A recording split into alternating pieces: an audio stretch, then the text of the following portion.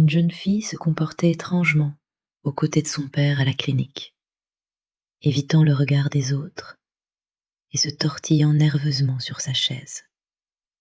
Au début, le personnel pensa qu'il s'agissait d'une anxiété classique liée à une consultation médicale. Mais lorsque le médecin réalisa une échographie, il fixa l'écran, incrédule, puis paniqua. L'air du début de soirée s'installait sur Santa Rosa, une ville modeste, nichée dans le comté de Sonoma, en Californie. Le docteur Evan Lam jeta un coup d'œil à sa montre en sortant précipitamment d'une salle d'examen. À 52 ans, il s'était forgé une solide réputation de médecin généraliste, respecté dans ce quartier suburbain. Et sa clinique indépendante, ouverte quelques années plus tôt, attirait une patientèle de plus en plus fidèle. Rosa, appela le docteur Lam en s'approchant du poste des infirmières. Ceci a été oublié par Madame Hernandez. Il tendit un étui à lunettes de prescription à l'infirmière de service. Je l'appelle tout de suite, répondit Rosa en prenant l'étui et en le rangeant dans un tiroir. Alors qu'il se retournait pour regagner sa salle d'examen, le docteur Lam balaya du regard la salle d'attente, désormais presque vide. À l'approche de l'heure de fermeture, son attention fut attirée par un duo assis dans un coin. Un homme trapu, vêtu d'un polo bleu, et une jeune fille portant un sweat à capuche rouge. Il les reconnut aussitôt. « Marco » lança le docteur Lam en s'approchant avec un sourire chaleureux. « Marco Alcon, c'est bien ça? Je ne savais pas que vous veniez aujourd'hui. » Marco se leva et lui tendit la main. « Docteur Lam, ravi de vous voir. Nous sommes voisins, Marco. En dehors de la clinique, tu peux m'appeler Evan. » Il tourna ensuite son regard vers la jeune fille qui fixait obstinément le sol. « Et voici sûrement Lucia. Je ne crois pas que nous ayons déjà vraiment fait connaissance, même si je t'ai déjà vue dans le quartier. » Lucia se contenta d'un léger hochement de tête, sans jamais lever les yeux. « Nous allons nous occuper de vous dans un instant, » les rassura le docteur Lam. « Je termine simplement quelques dossiers. » De retour dans sa salle d'examen, le docteur Lam s'installa à son bureau et classa les dossiers du patient précédent. Quelques instants plus tard, Rosa Delgado, son assistante infirmière, entra dans la pièce et se mit à désinfecter méthodiquement la table d'examen et le matériel, préparant la salle pour le prochain patient. « Docteur Lam, » dit Rosa à voix basse, « il y a quelque chose d'étrange avec ce père et sa fille dans la salle d'attente. » Le docteur Lam leva les yeux. « Qu'est-ce que tu veux dire ?» Rosa fronça les sourcils tout en nettoyant l'appareil d'échographie. Quand j'ai pris les constantes de la jeune fille, son père ne la laissait pas parler, même pour dire son propre nom. Il répondait à tout à sa place. J'ai dû lui rappeler plusieurs fois que j'avais besoin de l'entendre, elle. Et la fille, Lucia, elle n'a jamais établi de contact visuel, pas une seule fois. Le docteur Lam s'adossa à sa chaise. Je les connais, Rosa. Ils habitent à 3 maisons de chez moi. Marco peut être un peu autoritaire. Certains pères sont comme ça. Je suis mexicaine moi aussi, docteur, répondit Rosa. Et ce n'est pas culturel, c'est autre chose. Elle haussa légèrement les épaules. Mais vous les connaissez mieux que moi. Peut-être que c'est juste leur dynamique familiale.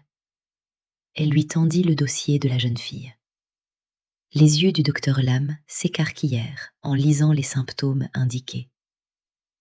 14 ans, avec des symptômes de grossesse, murmura-t-il. Rosa acquiesça gravement. Voilà pourquoi je suis inquiète. Faites-les entrer, dit le docteur Lam en se redressant et en ajustant sa blouse blanche. La porte s'ouvrit et Marco guida Lucia dans la pièce, une main ferme posée sur son épaule. La jeune fille avançait comme sur des œufs, le corps tendu, son sweat rouge trop large pendant sur sa silhouette frêle.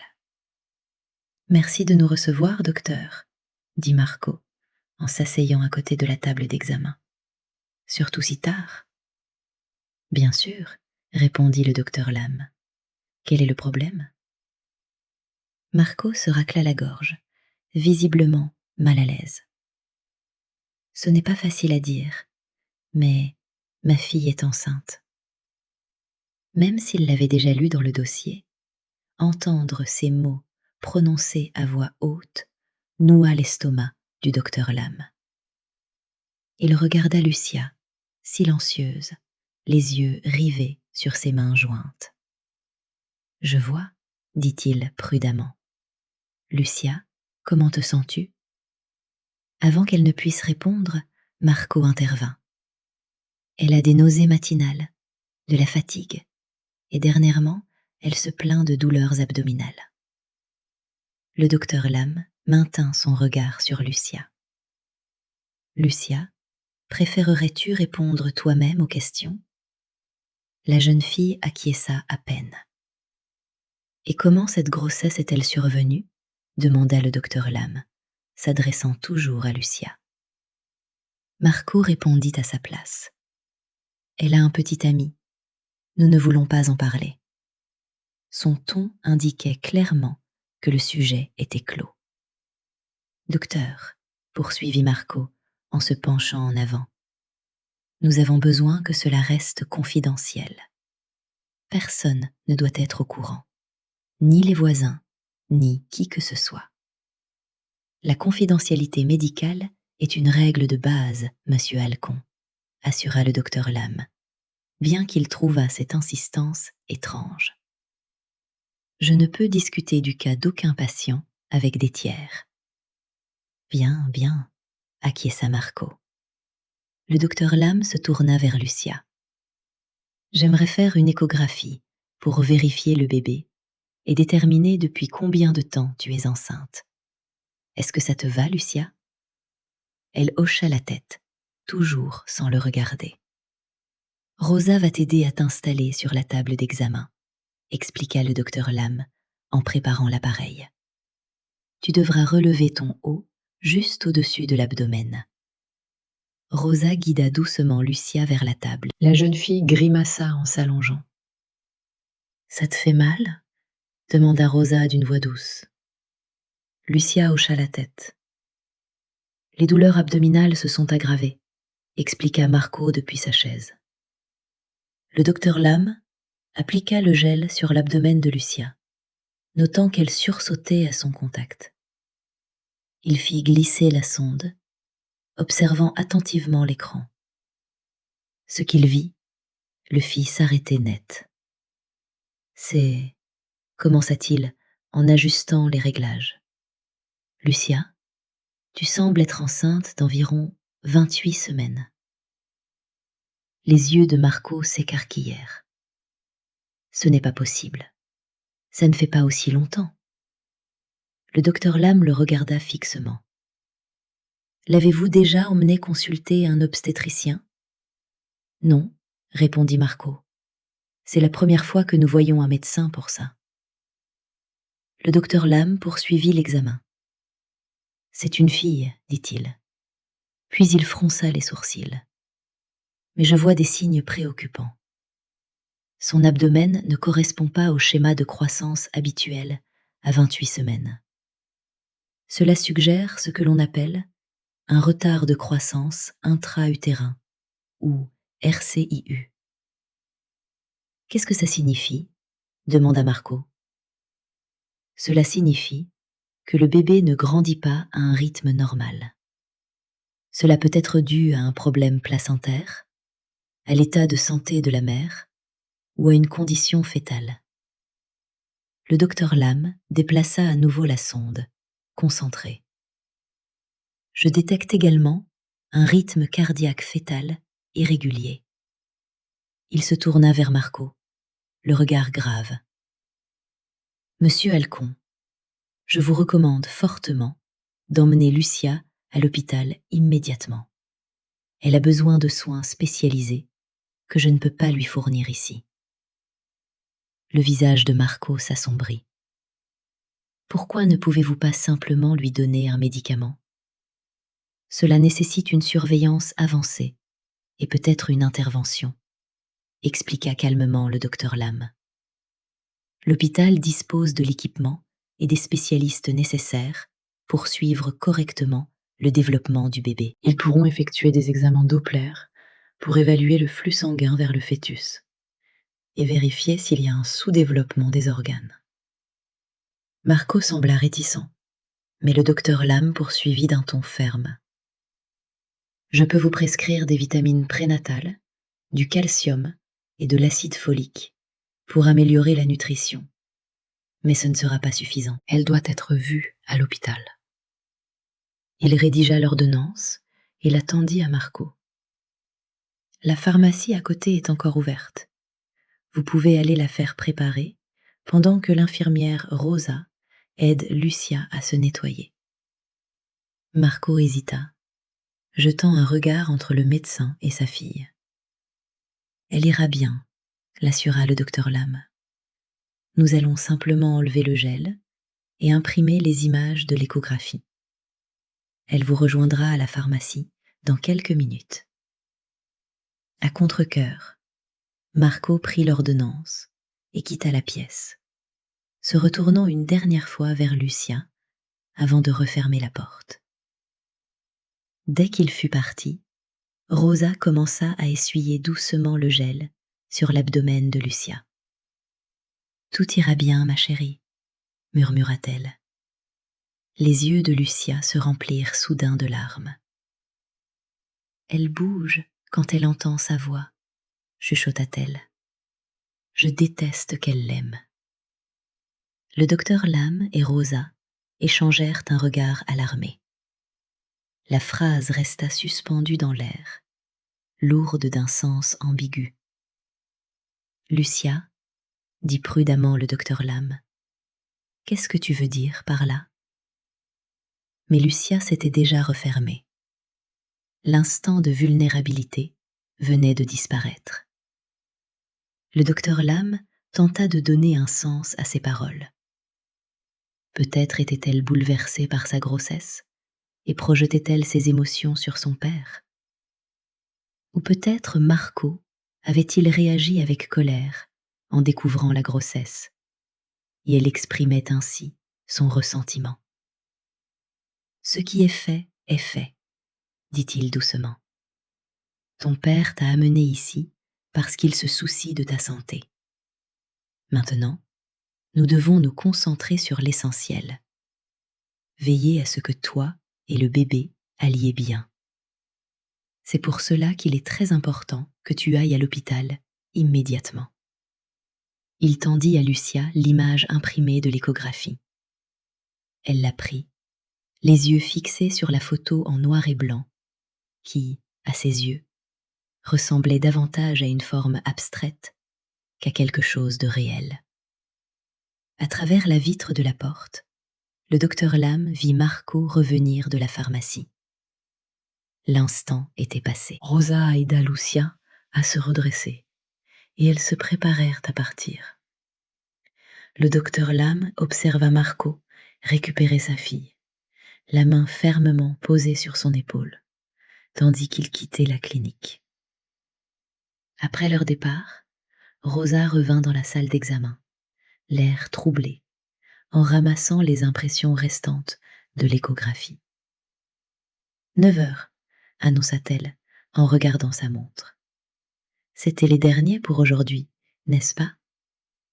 Le docteur Lam hocha la tête, toujours hanté par la phrase énigmatique de Lucia. « Oui, c'étaient nos derniers patients. » Rosa commença à éteindre l'appareil d'échographie. Ses gestes étaient rapides, mais son visage restait pensif. « C'était étrange, tu ne trouves pas ?» dit-elle enfin. une grossesse cachée pendant 28 semaines. Et ce qu'elle a dit quand son père a quitté la pièce? Je sais, répondit le docteur Lam en s'appuyant contre son bureau. C'était vraiment inhabituel. Tu crois qu'elle voulait dire quoi? Insista Rosa.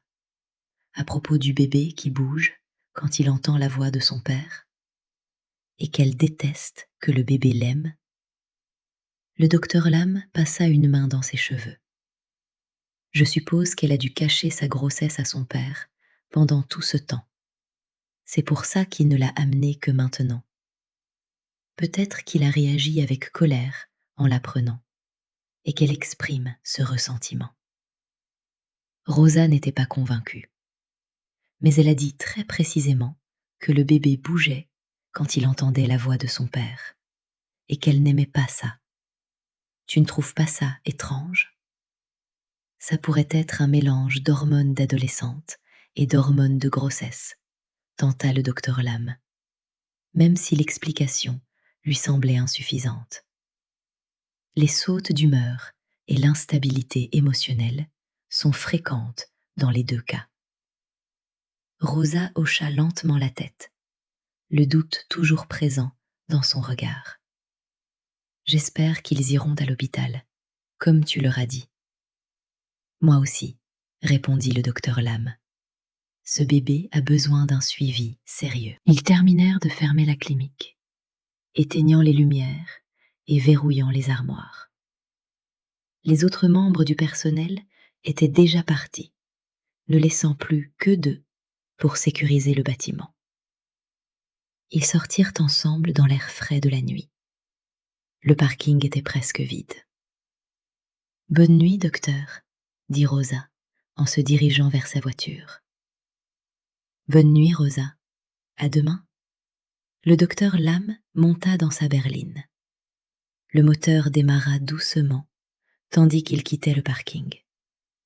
Son esprit rejouait sans cesse la consultation, cherchant un détail, un indice dans l'attitude du père et de la fille.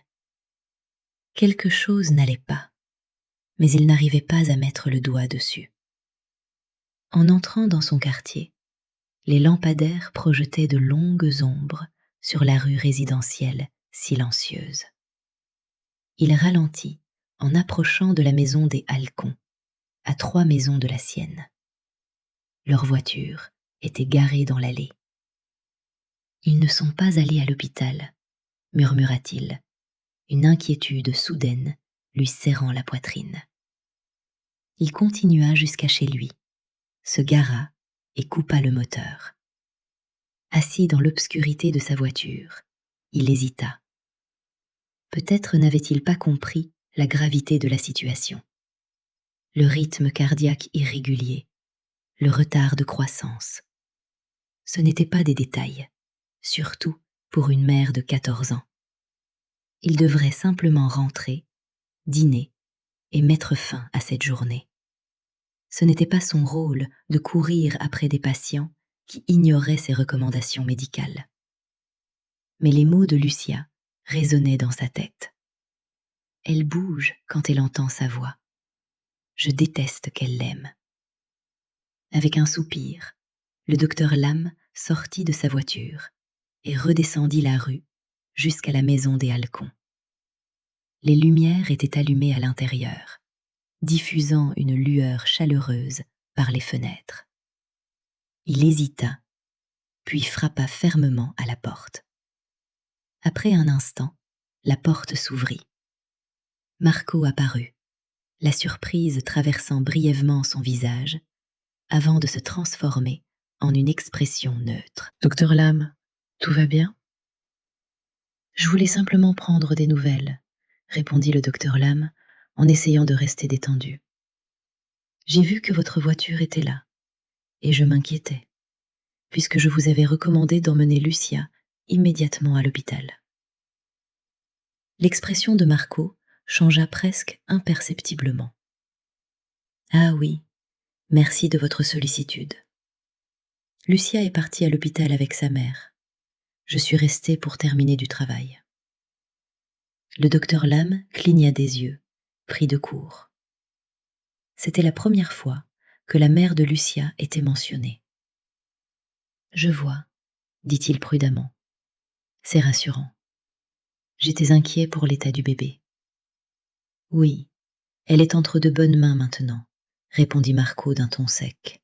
« Merci d'être passé, docteur. Mais il se fait tard, et j'ai encore du travail. »« Bien sûr, » acquiesça le docteur Lam. « Désolé de vous déranger. Bonne nuit, monsieur Alcon. » Bonne nuit.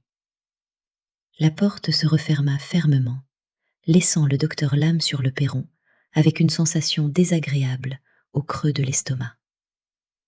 En rentrant chez lui, l'explication de Marco tournait en boucle dans son esprit. Il ne pouvait qu'espérer qu'elle était vraie. Dans sa cuisine, le docteur Lam ouvrit le réfrigérateur et fixa son contenu sans appétit. Il sortit des restes de la veille, des pâtes au poulet, et les plaça dans le micro-ondes. Pendant que le plat chauffait, les inquiétudes de Rosa lui revenaient en mémoire. La manière dont Marco contrôlait la conversation, répondant à la place de Lucia. Le refus de la jeune fille de soutenir le regard. Sa phrase énigmatique à propos du bébé. Et maintenant, cette histoire d'hôpital et de mère soudainement apparue. Le micro-ondes sonna, mais le docteur Lam ne réagit presque pas. Une réalisation le frappa. Bien qu'il vive à seulement 3 maisons de la famille Alcon depuis plus d'1 an, il avait rarement vu Lucia ou sa mère à l'extérieur. Il savait que Marco avait une fille, mais leurs interactions s'étaient limitées à de rares signes de la main depuis l'allée ou à de brèves salutations lors de réunions de voisinage, toujours avec Marco seul. Quant à son épouse, il ne se souvenait même plus de la dernière fois où il l'avait vue. Il emporta son assiette dans son bureau à domicile. Une petite pièce avec un bureau, un ordinateur et des étagères remplies d'ouvrages médicaux. Posant son dîner de côté, il ouvrit son ordinateur portable et se rendit sur Facebook. Ça dépasse probablement certaines limites professionnelles, murmura-t-il pour lui-même. Mais quelque chose ne va pas. Il chercha Marco Alcon et trouva rapidement son profil. Les paramètres de confidentialité de Marco étaient minimes, permettant au docteur Lam de parcourir ses photos et ses informations. Il fit défiler la liste d'amis, cherchant quelqu'un qui pourrait être la mère de Lucia. Daniela Rivera, lit-il à voix haute. Le nom lui disait vaguement quelque chose, comme un écho lointain. La photo de profil de la femme réveilla quelque chose de profondément enfoui dans sa mémoire. Son visage ressemblait subtilement à celui de Lucia, et il était presque certain de l'avoir déjà vue quelque part, autrefois. Il cliqua sur le profil et parcourut les rares informations visibles publiquement. La page de Daniela contenait peu de photos récentes avec Marco ou Lucia. En fait, en remontant sa chronologie, le docteur Lam remarqua une absence frappante de photos familiales depuis plusieurs années. Il y avait des images de Daniela lors d'événements professionnels ou avec des amis, mais aucune avec sa fille. S'ils sont divorcés, ça expliquerait beaucoup de choses, pensa-t-il à voix haute. Mais alors, pourquoi Marco dirait-il que Lucia est allée à l'hôpital avec elle? Le docteur Lam savait qu'il franchissait une limite professionnelle en enquêtant ainsi sur la famille d'une patiente. Mais le bien-être de Lucia, et peut-être même sa sécurité, l'emportait sur ses scrupules. Il cliqua sur l'icône de messagerie et commença à écrire. « Bonjour Madame Rivera. Je m'excuse de vous contacter de cette manière, mais je suis le docteur Evan Lam médecin généraliste, et j'ai vu votre fille Lucia aujourd'hui. Je voulais simplement savoir comment se déroule la visite à l'hôpital. Encore désolé pour cette intrusion. Il hésita avant d'envoyer le message, conscient qu'il pouvait provoquer de la colère ou de la confusion. Mais son inquiétude pour Lucia prit le dessus, et il appuya sur envoyer. Il mangea son dîner, tout en jetant régulièrement un œil à l'écran, attendant une réponse. Rien ne vint. Il lava son assiette, se changea pour des vêtements plus confortables et se prépara à aller se coucher, vérifiant une dernière fois son téléphone avant d'éteindre la lumière. Allongé dans son lit, fixant le plafond, son téléphone vibra soudain. Il l'attrapa aussitôt. Un message de Daniela Rivera. Quelle visite à l'hôpital? Est-ce qu'il y a un problème avec Lucien? Avant même qu'il ne puisse répondre, son téléphone se mit à sonner. Un appel Facebook de Daniela. Il se redressa dans son lit et décrocha. Docteur Lam à l'appareil? Docteur, que se passe-t-il? La voix de Daniela était tendue, chargée d'angoisse. Qu'entendez-vous par visite à l'hôpital? Je ne suis avec Lucia dans aucun hôpital. L'estomac du docteur Lam se noua.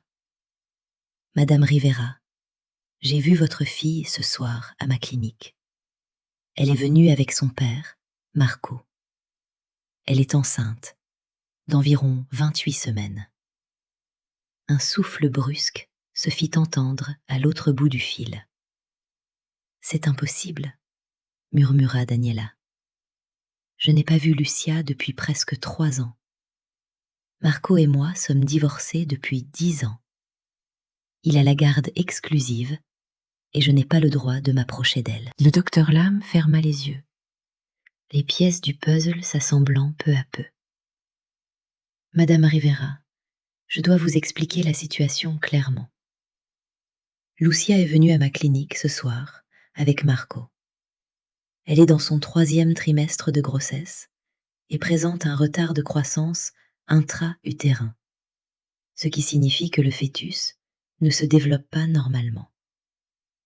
Cela peut être dû à un problème placentaire, à l'état de santé de la mère ou à une pathologie fœtale. Il marqua une pause pour reprendre son souffle. J'ai également détecté un rythme cardiaque fœtal irrégulier. Je leur ai conseillé de se rendre immédiatement à l'hôpital afin que des spécialistes puissent effectuer des examens Doppler et évaluer le développement du bébé. En cas de sous-développement des organes, notamment des poumons et du cerveau, certains traitements peuvent encore aider, mais le temps est crucial. Daniela resta silencieuse un long moment. Mon Dieu, dit-elle enfin, la voix brisée. Mon bébé, elle n'a que 14 ans. Comment est-ce possible? Qui lui a fait ça? Marco a dit qu'elle avait un petit ami, répondit le docteur Lam, bien qu'il remette désormais en question tout ce que Marco lui avait affirmé. Je ne sais pas quoi faire, sanglota Daniela. Je veux la voir tout de suite, mais je n'ai pas le droit de m'approcher d'elle. L'ordonnance restrictive. Elle s'interrompit. S'il vous plaît, docteur, assurez-vous qu'elle va bien. Et si ce n'est pas le cas, appelez la police. Je me fiche que Marco me dénonce pour violation de l'ordonnance. C'est ma fille. Je comprends, la rassura le docteur Lam. Mais nous devons être prudents. Lucia est dans un état délicat et provoquer un stress supplémentaire pourrait déclencher un accouchement prématuré. Vous avez raison, admit Daniela à contre-cœur. Que comptez-vous faire? Je vais aller vérifier comment elle va, promit le docteur Lam, et je vous tiendrai informé. Pour l'instant, il vaut mieux que vous restiez où vous êtes. Après avoir raccroché, Le docteur Lam se connecta au dossier médical électronique de sa clinique depuis son ordinateur portable. Il ouvrit les images de l'échographie de Lucia et les étudia attentivement. Elle confirmait son évaluation initiale. Retard de croissance, fonction placentaire potentiellement compromise et signes inquiétants de diminution du flux sanguin vers le fœtus. Cela signifiait moins d'oxygène et moins de nutriments pour le bébé. Une situation susceptible de se dégrader rapidement. L'horloge sur sa table de chevet indiquait 22h15. Il était tard pour une visite à domicile. Mais cet homme lui avait clairement menti alors que sa fille avait besoin de soins médicaux urgents. Attendre le lendemain matin n'était pas une option. D'ici là, Marco serait peut-être au travail ou aurait trouvé une nouvelle excuse. Le docteur Lam se rhabilla rapidement et sortit de chez lui. La nuit était devenue plus fraîche, une légère brume commençant à envelopper le quartier résidentiel. La maison des Alcons se découpait dans l'obscurité, ses fenêtres toujours éclairées. Il s'approcha de la porte d'entrée avec détermination, prêt à confronter Marco à propos de son mensonge et à exiger que Lucia reçoive immédiatement des soins médicaux. Il frappa fermement, répétant mentalement ce qu'il dirait lorsque Marco ouvrirait. Mais lorsque la porte s'ouvrit, ce ne fut pas Marco qui apparut. C'était Lucia. Ses yeux s'écarquillèrent légèrement en le voyant. « Docteur Lam » murmura-t-elle, jetant un regard nerveux par-dessus son épaule. « Lucia, dit-il doucement, es-tu allée à l'hôpital » Elle secoua la tête, ses doigts tripotant le bord de son sweat à capuche. « Lucia, j'ai besoin que tu me dises la vérité, reprit-il à voix basse. Que se passe-t-il ici ? Pourquoi as-tu caché ta grossesse si longtemps ? Lucia ouvrit la bouche pour parler, mais avant qu'elle ne puisse dire un mot, la voix de Marco retentit depuis l'intérieur de la maison. « Qui est-ce, Lucia ? C'est le livreur ? Qu'est-ce qui prend autant de temps ?» La peur traversa le visage de Lucia. « S'il vous plaît, partez, » chuchota-t-elle en refermant déjà la porte. « S'il vous plaît. » Le docteur Lam posa la main sur la porte pour empêcher qu'elle ne se ferme complètement. « Lucia, je peux t'aider. Laisse-moi t'aider. »« Je ne peux pas, » souffla-t-elle en poussant la porte pour la fermer. Le docteur Lam resta immobile sur le perron, déchiré. Techniquement, il avait fait son devoir. Il avait informé Marco des risques et insisté pour une prise en charge hospitalière. Il ne pouvait pas les forcer à suivre ses recommandations. Pourtant, quelque chose dans cette maison lui semblait profondément anormal, presque malsain, et il n'arrivait pas à s'en aller. Il avait fait une promesse à Daniela, et cette promesse comptait encore. Alors qu'il se retournait pour partir, la porte d'entrée s'ouvrit de nouveau. Cette fois, Marco se tenait sur le seuil, le visage assombri par l'agacement. « Docteur Lam, » dit-il d'une voix tendue, « pourquoi continuez-vous à venir chez moi ? Il est tard. » Monsieur Alcon, commença le docteur Lam, en luttant pour garder un ton professionnel. Je suis inquiet pour l'état de Lucia. Vous m'avez dit qu'elle était allée à l'hôpital avec sa mère, mais je viens d'apprendre que ce n'est pas vrai. La mâchoire de Marco se crispa. Vous me surveillez. Avec qui j'emmène ma fille, ça ne vous regarde pas. En tant que médecin, sa santé me concerne, répliqua le docteur Lam. L'état du bébé est grave. Retarder les soins pourrait entraîner des complications. Ou pire, Marco le fixa avec colère, prêt à répondre, lorsqu'une lumière s'alluma dans la maison voisine. Un rideau bougea. Quelqu'un observait clairement la confrontation nocturne sur le perron. Le comportement de Marco changea aussitôt. Peut-être devrions-nous continuer cette conversation à l'intérieur, proposa-t-il d'un ton soudainement conciliant. Inutile de réveiller tout le voisinage. Le docteur Lam hésita, puis hocha la tête. Marco s'écarta pour le laisser entrer. Le salon était sobrement meublé. Un canapé usé, une table basse et une télévision fixée au mur.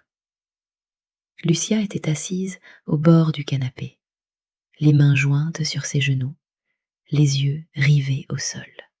« Lucia, dit doucement le docteur Lam, comment te sens-tu » Marco l'interrompit avant qu'elle ne puisse répondre. « Elle va bien, juste fatiguée. Les femmes enceintes sont fatiguées, n'est-ce pas, docteur ?»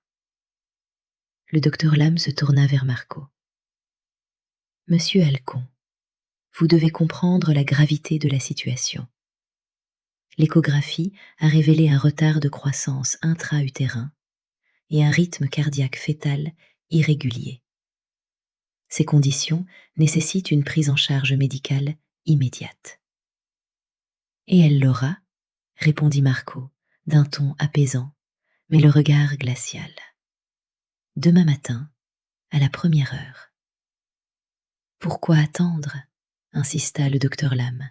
« Pourquoi pas ce soir ?»« Parce qu'il est tard, » répondit Marco en désignant l'horloge au mur. « Lucia a besoin de repos. Elle est épuisée. Et la traîner aux urgences, où nous allons attendre pendant des heures, n'est pas ce dont elle a besoin maintenant. »« Le bébé peut être en détresse, » insista le docteur Lam. « Dans une situation comme celle-ci, chaque heure compte. » L'expression de Marco se durcit. Le bébé ne va pas mourir pendant la nuit. Le docteur Lam tressaillit devant la froideur de cette phrase. Avant qu'il ne puisse répondre, la sonnette retentit. Les épaules de Marco se détendirent légèrement. « Ce sera la livraison. J'ai commandé le dîner. » Il se tourna vers Lucia. « Reste ici avec le docteur. Je vais chercher la nourriture. » Alors que Marco se dirigeait vers la porte, le docteur Lam profita de l'instant pour s'approcher de Lucia. « Est-ce que ça va ?» demanda-t-il doucement. « Est-ce qu'il y a quelque chose que tu voudrais me dire ?» Lucia jeta un coup d'œil vers la porte, où son père payait le livreur, fouillant dans ses poches à la recherche de monnaie. Puis, très vite, elle plongea la main dans sa poche et en sortit plusieurs photographies pliées.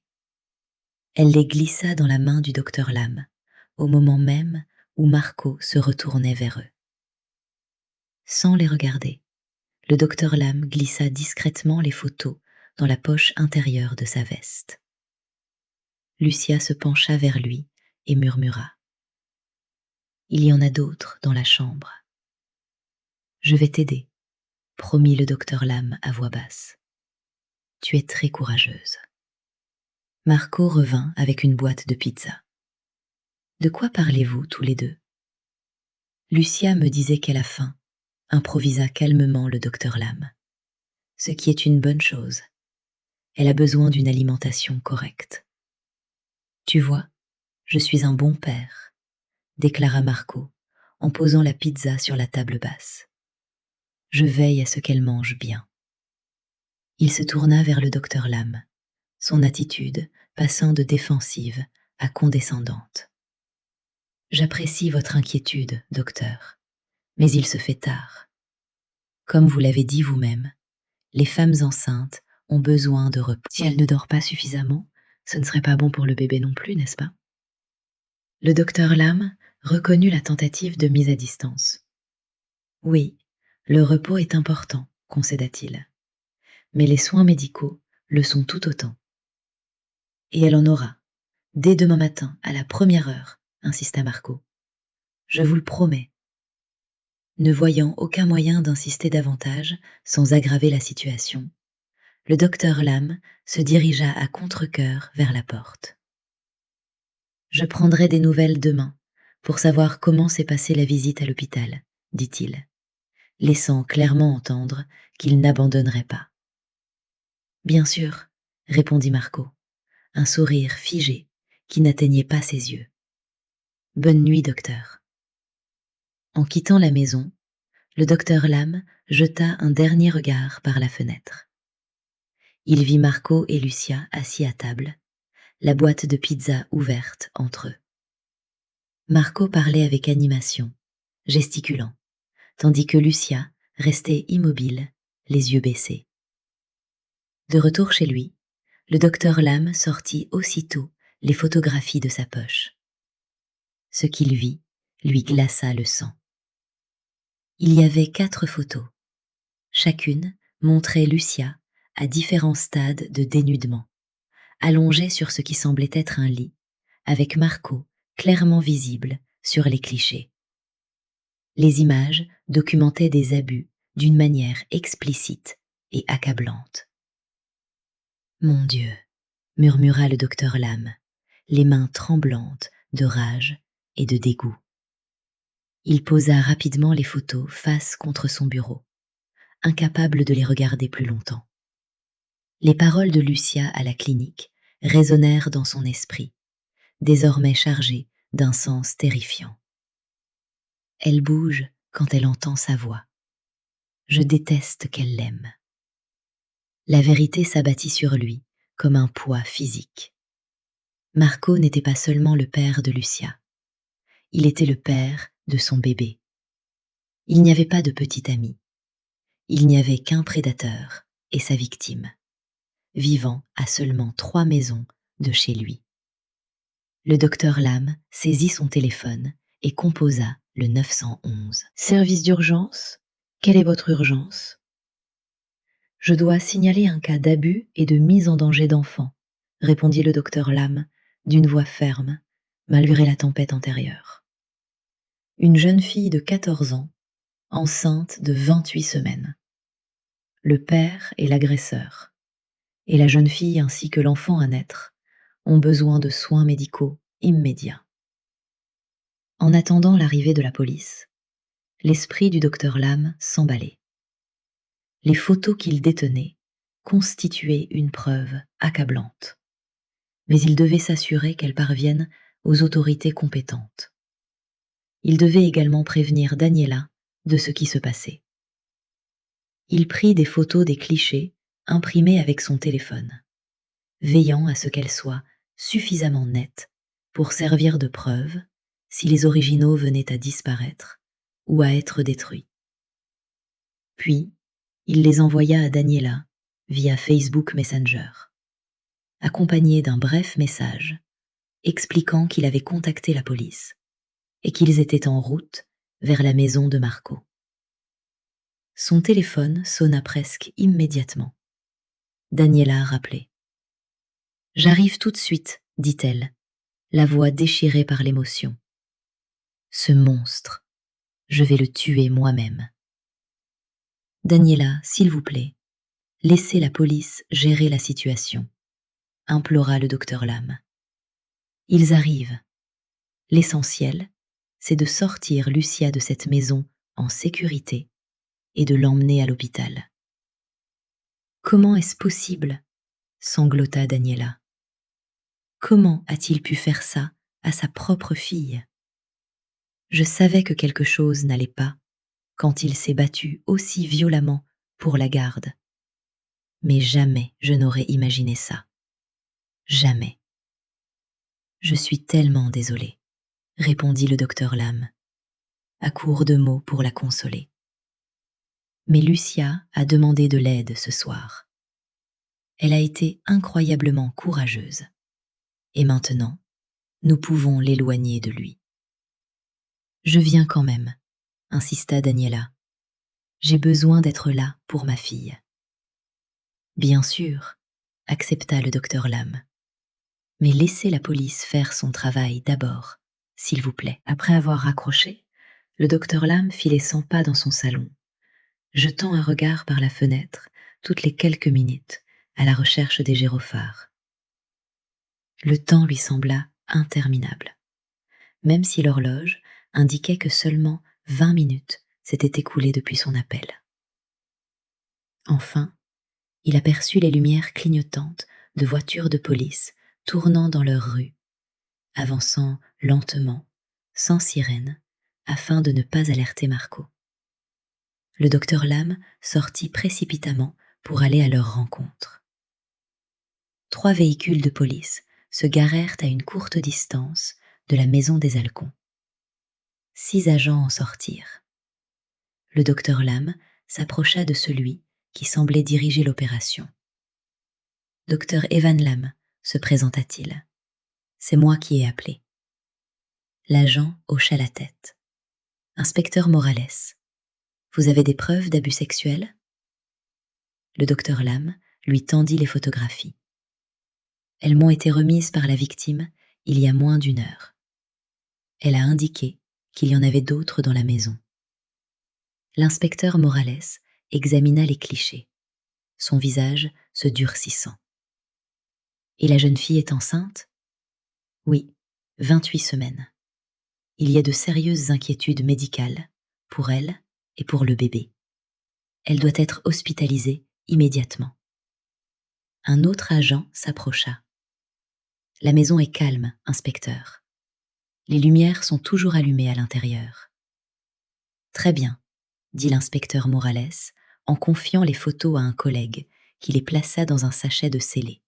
« Docteur Lam, restez ici s'il vous plaît.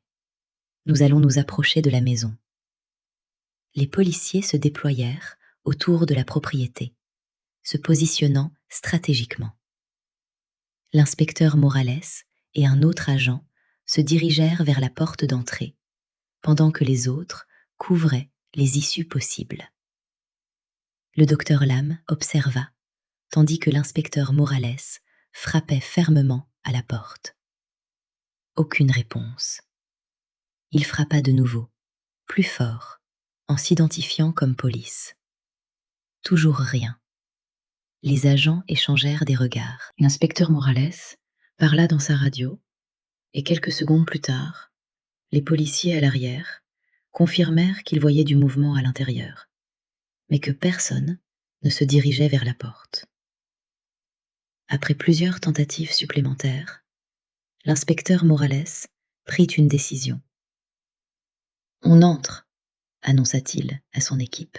« Mineur en danger potentiel à l'intérieur. » Un agent avança avec un bélier. Ils le positionnèrent contre la porte, et après 3 coups puissants, l'encadrement céda dans un fracas de bois brisé. Le docteur Lam resta en retrait, comme on le lui avait demandé, tentant de voir ce qui se passait. Les policiers pénétrèrent dans la maison en appelant « Police! Police de Santa Rosa !» Les voisins commencèrent à sortir de chez eux, attirés par le tumulte. Le couple âgé, vivant à côté de Marco, qui avait observé la confrontation précédente depuis sa fenêtre, s'approcha du docteur Lam. « Que se passe-t-il » demanda la femme, en resserrant sa robe de chambre autour de son cou. Avant que le docteur Lam ne puisse répondre, des cris éclatèrent à l'intérieur de la maison, suivis par des agents se précipitant à l'étage. Puis d'autres cris retentirent, cette fois depuis l'extérieur. « Là, sur le toit !» cria quelqu'un. Le docteur Lam leva les yeux et vit Marco sortir par une lucarne du grenier, grimpant sur le toit au-dessus du garage. Il tirait Lucia derrière lui, serrant son poignet avec force, tandis qu'elle luttait pour garder l'équilibre sur la pente raide. « Restez en arrière !» hurla Marco, en apercevant les policiers en contrebas. « Je la pousse dans le vide si vous vous approchez. Nous sommes une famille. Si je tombe, nous tomberons tous ensemble. » Lucia pleurait, sa main libre protégeant instinctivement son ventre arrondi. « S'il vous plaît, non, supplia-t-elle, sa voix résonnant dans la nuit. Aidez-moi, s'il vous plaît. Les policiers reculèrent immédiatement, appelant des renforts par radio. Le docteur Lam les entendit demander des ambulanciers et ce qui ressemblait à un coussin de réception gonflable. « Marco !» cria le docteur Lam en s'avançant malgré l'avertissement d'un agent. « Ne fais pas ça. La police a les photos. Ils savent tout. » Le visage de Marco se déforma de rage. « C'est toi qui lui as donné ces photos, petite salope !» cracha-t-il à Lucia. « Après tout ce que j'ai fait pour toi, tu ne mérites pas de vivre. » Une voiture freina brusquement à la limite du périmètre de sécurité. Daniela en sortit en courant vers la maison, avant qu'un agent ne l'intercepte. « C'est ma fille !» cria-t-elle en se débattant. « Lucia, je suis là, mon bébé, je suis là. » Le visage de Lucia, trempé de larmes, se tourna vers la voix de sa mère. « Maman !» Cette distraction, aussi brève soit-elle, suffit à Marco pour tirer Lucia encore plus près du bord du toit. Les agents avaient déployé un large coussin de sécurité gonflable, le positionnant juste en dessous. « Marco Halcon !» annonça l'inspecteur Morales à l'aide d'un mégaphone. « Ici l'inspecteur Morales, police de Santa Rosa. Relâchez la jeune fille et rendez-vous. Vous n'avez nulle part où fuir. » Le docteur Lam vit des policiers se positionner près de la lucarne du grenier, prêts à intervenir par derrière. Marco les vit aussi. « Restez en arrière !» cria-t-il en tirant Lucia vers le vide. « Je sauterai avec elle s'il le faut. » Daniela réussit à se libérer de l'agent qui la retenait. « S'il te plaît, Marco, c'est notre fille. Ne lui fais pas de mal. Elle est à moi. » Marco gronda. « Tu ne la méritais pas. Tu ne méritais ni l'une ni l'autre. » À cet instant, le docteur Lam comprit avec horreur que Marco parlait de Lucia et de l'enfant à naître comme de ses possessions, à lui seul, à contrôler, à détruire. Les agents commencèrent à sortir sur le toit par la lucarne. Voyant son issue bloquée et les forces de l'ordre se rapprocher, Marco prit sa décision. « Non !» cria le docteur Lam. Mais il était trop tard. Marco poussa Lucia dans le vide. Elle tomba en poussant un cri de terreur et atterrit sur le coussin gonflable. Les policiers se précipitèrent immédiatement vers elle, tandis que d'autres se ruaient sur Marco, qui tenta de sauter dans une autre direction pour s'enfuir. Il n'alla pas loin.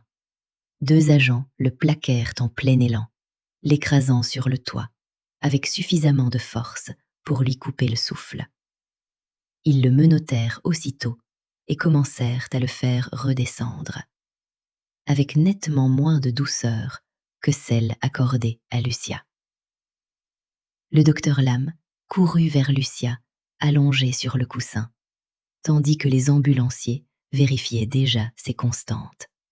« Je suis son médecin », expliqua-t-il en s'agenouillant près d'elle. « Lucia, tu m'entends ?» Ses paupières frémirent, des larmes coulant sur ses joues. « Le bébé » murmura-t-elle. « Est-ce que le bébé va bien ?» Le docteur Lam posa doucement une main sur son ventre, cherchant un mouvement. « On va t'emmener à l'hôpital pour en être sûr. Mais je pense qu'elle va bien. » Tu as été très courageuse, Lucia. Très courageuse. La nuit se remplit des lumières clignotantes des voitures de police et des ambulances. Les agents conduisirent Marco, menotté, vers un véhicule de patrouille, le visage tordu de rage. En passant près de Daniela, qui observait anxieusement les secours s'occuper de Lucien, il cracha dans sa direction. C'est de ta faute. Tu n'as jamais été une vraie mère pour elle.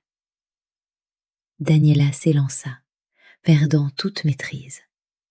Monstre, ce que tu as fait à notre fille, tu n'es pas humain. Un agent s'interposa, la guidant en arrière, pendant que ses collègues poussaient Marco vers la voiture de police. Il devrait pourrir en prison pour toujours, sanglota Daniela, lorsque le docteur Lam s'approcha d'elle. J'ai toujours su qu'il y avait quelque chose de mauvais chez lui, mais ça, vous ne pouviez pas le savoir, dit doucement le docteur Lam. Les prédateurs comme Marco sont experts pour cacher leur vraie nature. Les ambulanciers avaient installé Lucia sur un brancard et s'apprêtaient à la charger dans l'ambulance. Le docteur Lam guida Daniela vers elle. Elle a besoin de vous maintenant. Pensez à Lucia, pas à lui. Daniela hocha la tête, essuyant ses larmes, et s'approcha du brancard. Lorsque Lucia vit sa mère, ses yeux se remplirent de nouvelles larmes. « Maman, » murmura-t-elle, en tendant une main tremblante. « Tu m'as manqué. » Daniela prit la main de sa fille et l'embrassa, des larmes coulant sur son visage. « Tu m'as manqué aussi, mon amour. Je suis là maintenant, et je ne te quitterai plus jamais. » Le docteur Lam s'adressa à l'ambulancier principal. « Je suis son médecin. Puis-je vous accompagner à l'hôpital ?» L'ambulancier acquiesça. « Votre avis nous sera utile, docteur. » Alors qu'il chargeait Lucia dans l'ambulance, l'inspecteur Morales s'approcha du docteur Lam. « Docteur, nous aurons besoin de vous parler à l'hôpital. Et vous aussi, madame, » ajouta-t-il à l'intention de Daniela. « Pour l'instant, allez avec votre fille. Nous vous rejoindrons là-bas. » Daniela monta dans l'ambulance aux côtés de Lucia, sans jamais lâcher sa main. Le docteur Lam suivit, s'asseyant en face d'elle, pendant que les ambulanciers surveillaient les constantes de Lucia. Dans l'ambulance, le docteur Lam utilisa son stéthoscope pour écouter le cœur du bébé. Le rythme est encore irrégulier, mais il est fort, expliqua-t-il à Lucia. La chute ne semble pas avoir provoqué de traumatisme immédiat, mais l'hôpital fera des examens plus approfondis. L'ambulance fendit les rues silencieuses de Santa Rosa, sirène hurlante. Le docteur Lam observa Daniela caresser les cheveux de Lucia, lui murmurant des paroles rassurantes. Malgré les années de séparation, leur lien demeurait intact, preuve de la résilience des liens familiaux face à une interférence monstrueuse. À leur arrivée à l'hôpital, une équipe obstétricale d'urgence les attendait. Le docteur Lam expliqua brièvement la situation à la médecin responsable, la docteure Elena Vasquez, spécialiste des grossesses à haut risque. 28 semaines, retard de croissance intra-utérin et arythmie fœtale, résuma-t-il pendant qu'on emmenait Lucia en salle d'examen. Chute potentielle, mais réception sur un coussin gonflable. La docteure Vasquez acquiesça. Nous prenons le relais. Docteur Lam, merci pour votre réactivité ce soir. Pendant que l'équipe médicale commençait les soins, le docteur Lam rejoignit Daniela dans la salle d'attente. L'inspecteur Morales arriva peu après, accompagné d'un autre agent et d'une femme qui se présenta comme Rebecca Miller, des services de protection de l'enfance. Nous devons comprendre exactement ce qui s'est passé ce soir, commença l'inspecteur Morales. Docteur Lam, reprenez depuis le début. Le docteur Lam raconta les événements, depuis la visite de Lucia à sa clinique, jusqu'à ses soupçons croissants et la découverte de la vérité à travers les photographies. Marco prétendait que le père du bébé était un petit ami, expliqua-t-il. Mais la remarque de Lucia à la clinique, à propos du bébé qui bougeait en entendant sa voix, prend aujourd'hui un sens terrifiant. L'inspecteur Morales hocha gravement la tête. Nous avons découvert une pièce dissimulée au sous-sol, exactement comme vous l'aviez pressenti, d'après ce que Lucia vous a dit. C'est là que la majorité des abus semble avoir eu lieu. Il y avait des caméras, du matériel d'enregistrement et d'autres éléments. Daniela porta une main à sa bouche pour étouffer un sanglot. Sa chambre contenait des centaines de photos de Lucia, poursuivit l'inspecteur. Certaines remontent à plusieurs années. Cela durait depuis longtemps. Comment est-ce possible ? Demanda Daniela d'une voix brisée. Comment personne n'a rien vu ? Les prédateurs comme Marco sont très doués pour isoler et manipuler leurs victimes, expliqua Madame Miller, des services de protection de l'enfance. Ils coupent progressivement les liens avec les soutiens extérieurs. Amis, famille, école. Nous aurons une vision plus claire quand Lucia pourra faire sa déposition. L'inspecteur Morales se tourna vers Daniela. Madame Rivera, nous devons comprendre comment Marco a obtenu la garde de Lucia. Cela pourrait renforcer notre dossier. Daniela essuya ses larmes, le visage marqué par la douleur. Je n'en suis pas fière. Après notre divorce, il y a 10 ans, j'étais mère célibataire et je travaillais de nuit dans un casino. Nous avions des difficultés financières. Elle inspira profondément avant de continuer. J'ai commencé à fréquenter des parties de poker clandestines, pensant améliorer notre situation. Mais c'est devenu une addiction. Un soir, la police a fait une descente.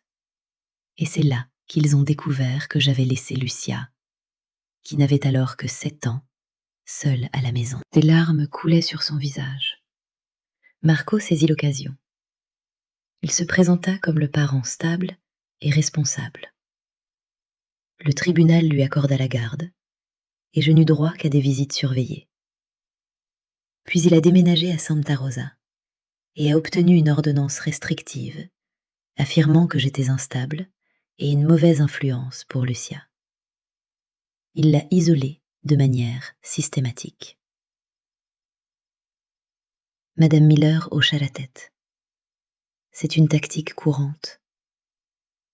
J'ai passé les 3 dernières années à reconstruire ma vie et à m'installer dans ce quartier, poursuivit Daniela. J'ai maintenant un emploi stable et un appartement avec une 2e chambre prête pour Lucia. J'ai économisé chaque centime possible pour me battre à nouveau pour la garde. Mais Marco a bloqué toutes mes tentatives pour la contacter. Avant que quiconque ne puisse répondre, la docteure Vasquez sortit de la salle d'examen. Tous se tournèrent vers elle avec espoir. Lucia est stable, annonça-t-elle. Le rythme cardiaque du bébé reste irrégulier, mais nous avons commencé un traitement pour y remédier. Nous avons également débuté des injections de corticoïdes afin d'accélérer la maturation pulmonaire du fœtus, ce qui est crucial dans les cas de retard de croissance intra-utérin. Lucia est sévèrement dénutrie et présente des signes de stress et de traumatisme à long terme. Mais physiquement, elle devrait s'en remettre. « Et le bébé ?» demanda Daniela. « Nous surveillons la situation de très près », répondit la docteure Vasquez. « Les 48 prochaines heures seront déterminantes. La chute ne semble pas avoir provoqué de décollement placentaire, ce qui est une bonne nouvelle. Mais les conditions préexistantes, le retard de croissance et les irrégularités cardiaques restent préoccupantes. Pouvons-nous la voir ? Demanda le docteur Lam. La docteure Vasquez acquiesça. Elle demande sa mère. Et vous aussi, docteur Lam. Elle dit que vous lui avez sauvé la vie. La chambre d'hôpital était faiblement éclairée.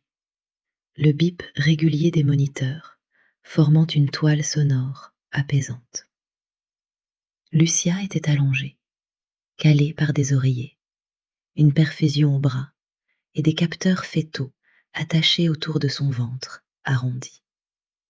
Malgré tout ce qu'elle avait enduré, quelque chose avait changé en elle. Une lueur nouvelle brillait dans ses yeux. Le poids de son secret avait disparu. Daniela s'approcha du lit, ses pas hésitants, comme si elle craignait que sa fille ne s'évanouisse. « Lucia », murmura-t-elle en prenant sa main. « Ma fille courageuse, ma belle fille. » Les yeux de Lucia se remplirent de larmes. « Maman, » dit-elle, d'une voix plus assurée qu'auparavant. « Tu es revenue pour moi. » Je n'ai jamais cessé d'essayer de revenir, la rassura Daniela, en s'asseyant prudemment sur le bord du lit. Ton père rendait cela impossible, mais c'est terminé maintenant. Il ne te fera plus jamais de mal. Le docteur Lam resta respectueusement au pied du lit, laissant mère et fille vivre leurs retrouvailles. L'inspecteur Morales et madame Miller, des services de protection de l'enfance, attendaient près de la porte, conscients de la délicatesse du moment. Après quelques minutes, Lucia leva les yeux vers le docteur Lam. « Merci, » dit-elle simplement, « de m'avoir cru, de nous avoir aidés. »« C'est toi qui as été courageuse, Lucia, » répondit le docteur Lam. « Tu as trouvé la force de demander de l'aide, et c'est cela qui t'a sauvée, toi et ton bébé. » L'inspecteur Morales s'avança. « Lucia, je sais que c'est difficile, mais nous devons te poser quelques questions pour renforcer notre dossier contre ton père. Est-ce que ça te va ?» Lucia regarda sa mère, qui lui serra la main avec douceur. « C'est toi qui décides, mon cœur. Quoi que tu choisisses, je suis là. » Lucia hocha lentement la tête. « Je veux dire la vérité. Toute la vérité. » « Prends ton temps, » dit doucement madame Miller. « Et si tu as besoin de t'arrêter à un moment, dis-le simplement. » Lucia inspira profondément et commença à parler, sa voix gagnant en assurance au fil des mots. « Il n'y a jamais eu de petit ami. Mon père, c'est lui le père de mon bébé aussi. » Elle raconta comment Marco avait commencé à l'abuser, peu après avoir obtenu la garde exclusive. Comment il l'avait méthodiquement coupé du monde extérieur. « Il m'a retiré de l'école en disant qu'il m'enseignerait à la maison. Mais il n'y avait jamais de vrais cours, juste assez pour que je puisse répondre à quelques questions si quelqu'un demandait. Les abus s'étaient aggravés avec les années. Chaque fois que quelqu'un venait à la maison, il m'enfermait au sous-sol. Il y a une pièce cachée qu'il a construite là-bas. C'est là que la plupart des abus ont eu lieu. » Le docteur Lam pensa aux preuves découvertes par la police dans cette pièce et sentit la nausée le gagner. « Quand je suis tombée enceinte, » poursuivit Lucia, « il était en colère au début. Il parlait de me forcer à avorter.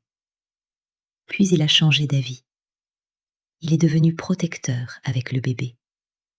Il disait qu'elle était à nous. » Elle frissonna. « Le bébé a commencé à bouger il y a quelques mois. J'ai remarqué qu'elle bougeait chaque fois qu'elle entendait sa voix.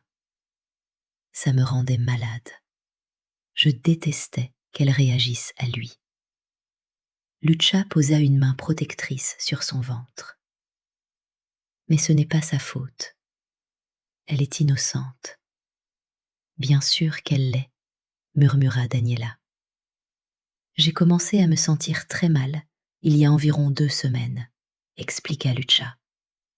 De fortes douleurs au ventre, des vertiges. Au début, il m'a ignorée. Puis, quand je pouvais à peine sortir du lit, il a finalement décidé de m'emmener chez un médecin. C'est comme ça qu'on est allé à la clinique du docteur Lam. L'inspecteur Morales prit des notes. Les photos que tu as données au docteur Lam, comment as-tu réussi à les obtenir? Mon père prenait des photos tout le temps, dit-elle à voix basse.